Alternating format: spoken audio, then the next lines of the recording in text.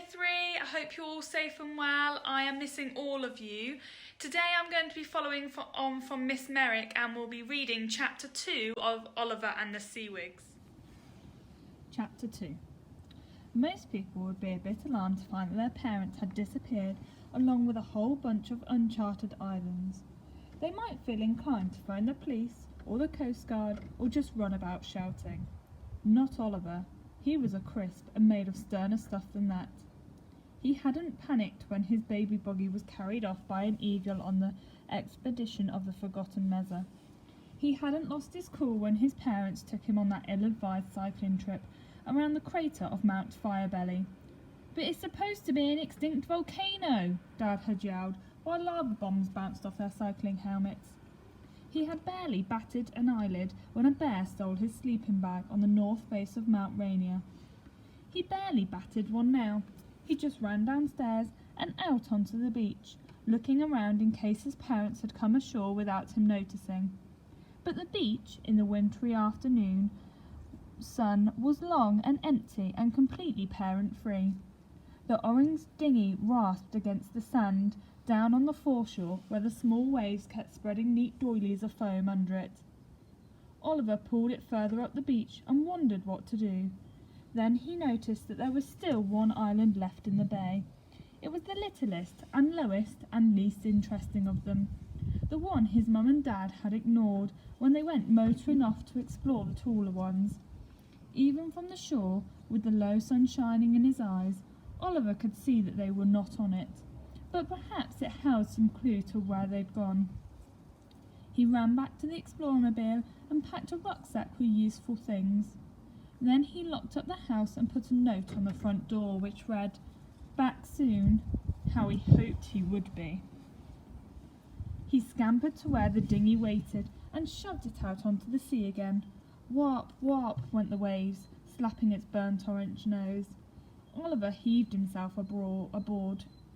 He couldn't work the outboard motor because his arms weren't strong enough to tug the starter cord, but there were oars stowed neatly on the bottom boards, and he pulled them out and started rowing.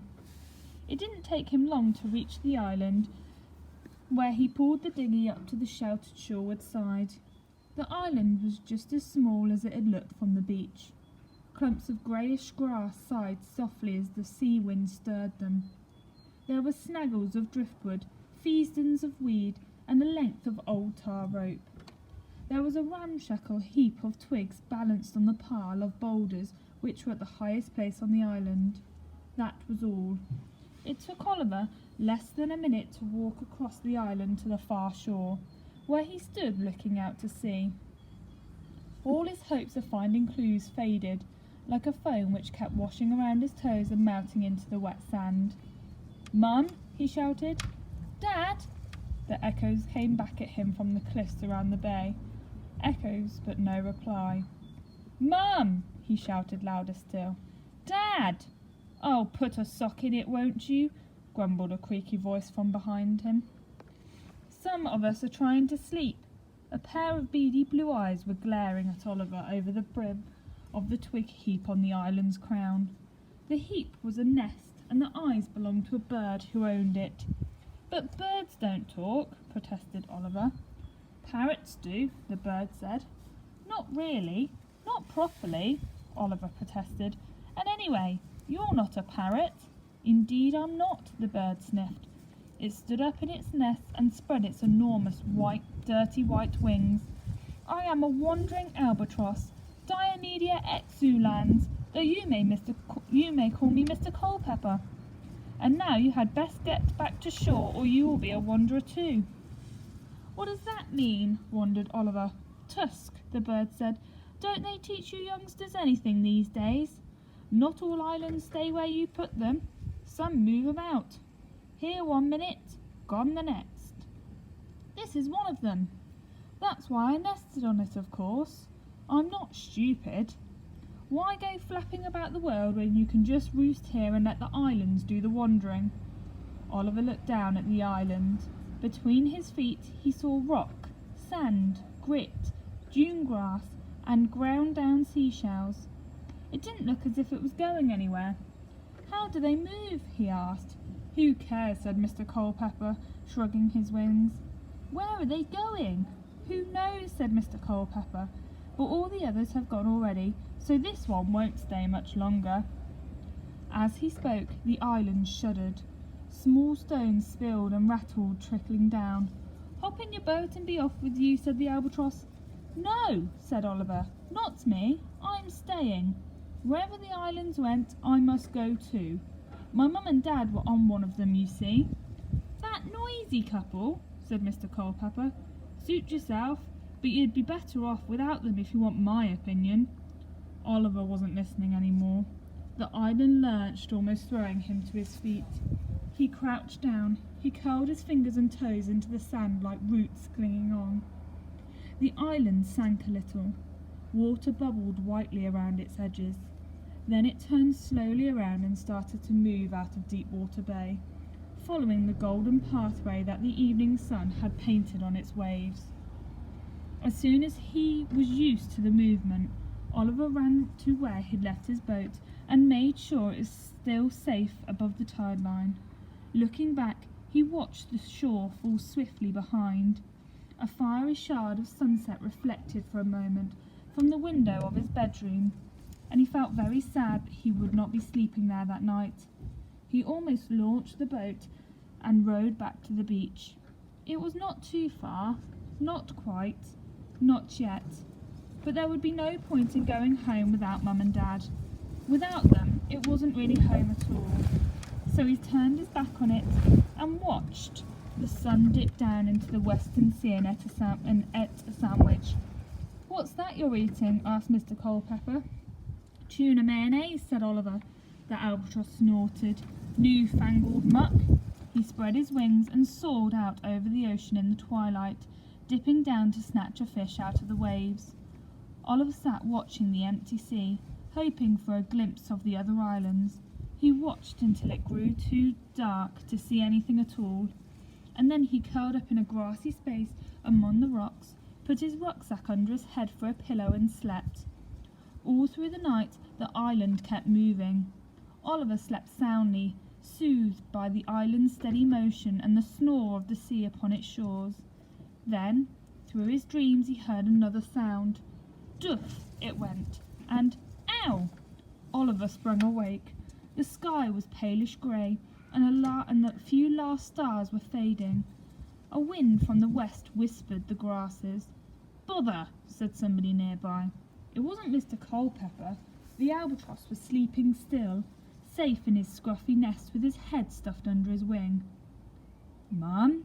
said Oliver hopefully. "Dad?" He clambered over the rocks to the beach.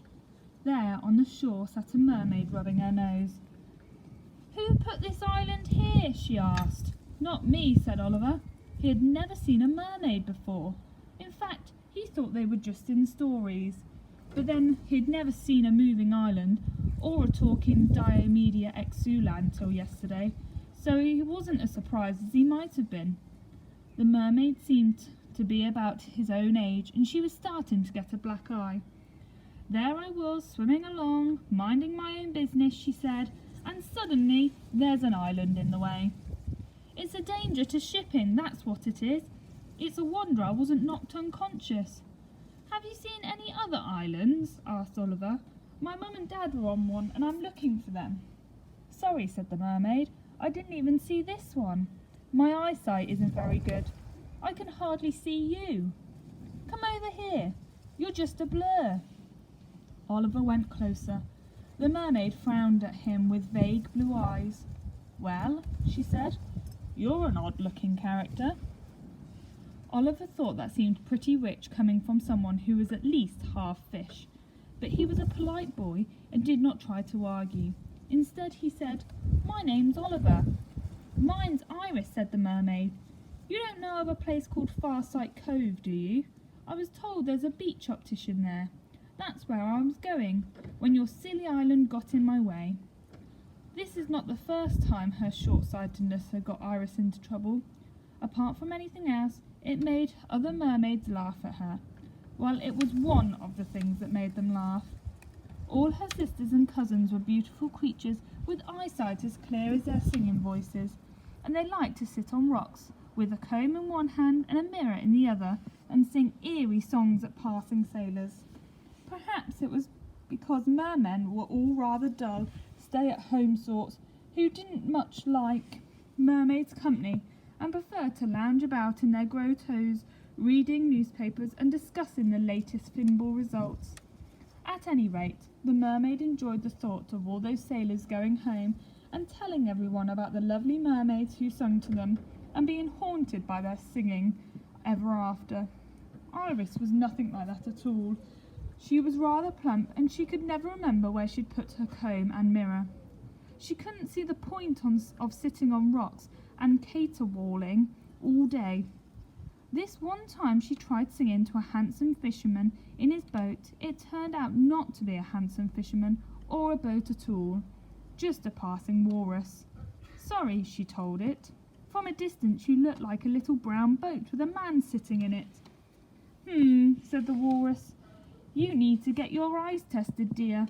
And it told her about a beach optician at Farsight Cove. Oliver had heard about this beach optician too.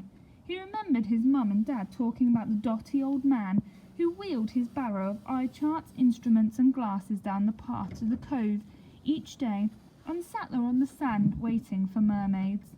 They had laughed and shaken their heads because they didn't believe in mermaids. Oliver looked hard at Iris and decided that there was no way he couldn't believe her. Farsight Cove is quite close to Deepwater Bay, he told her, but they must be both miles and miles away by now. This island is moving, you see. It's been moving all night. Of course it had, said Iris. It's one of the Rambling Isles. The what? The Rambling Isles. They're not really islands at all. They're alive, although they're made of stone. They wander the oceans and they're always getting mistaken for ordinary islands. But really, they're more like very big stony giants. Oh, said Oliver. Well, where is it going? How on earth should I know? Asked Iris. You really do say the strangest things. I expect it's just rambling around, collecting stuff. That's what Rambling Isles do. But I suppose you could always ask it. Oliver looked around, bewildered how he could ask rocks and stones and grass where they were going. Well, he could ask them, but how could he expect them to reply? Oh, I'll do it, said Iris wearily. She slapped the nearest rock as hard as she could. Hello, she shouted. The movement of the island changed. It slowed and turned from side to side. Mr. Culpepper woke up with a squawk and demanded to know what was happening. Slowly the island lifted from the sea. There was a rush and gurgle of falling water draining from its edges. It rose cliff-high, and waves rolled past it far below. Oliver went to its raggedy edge and looked over. He saw that the island was really just the top of a vast stony head. The grass was its hair. Water ran down its face. Limpets stubbled its cheeks. Seaweed and old carrier bags were tangled into its bushy eyebrows. Two big eyes peered up at Oliver.